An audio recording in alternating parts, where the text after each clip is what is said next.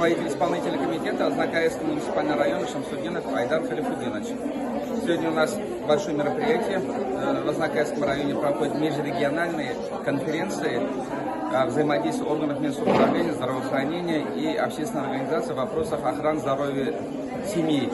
То есть она так называется «На страже здоровья семьи».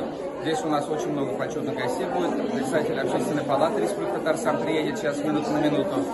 Министр здравоохранения приедет. С других регионов к нам приехали. Это, значит, Ульяновск, Мариэл, Башкирия. Ну и вот коллеги, представители Женсоветов Республики Татарстан и, главное, акушер-гинеколог специалисты приехали. Это вот мы сейчас только что прошли регистрацию. И здесь как раз и выставка, у нас очень много выставок посмотрели. И вот я хотел бы именно заострить внимание на этой хоккейной команде. Это у нас хоккейная команда по слэш-хоккею. Просто понятно, это название слэш-хоккей, это мы среди детей с ограниченными возможностями. У кого там проблемы с опорно-двигательной системой. Вот они на таких на санях играют. Они уже относительно молодая команда.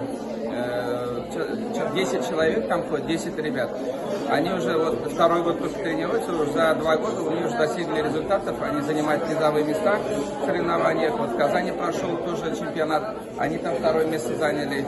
Это все началось поддержки, этот фонд поддержки вот при Акбарсе есть благотворительный фонд. Они наш обеспечили обмундированием, снаряжением, они оказывают методическую помощь.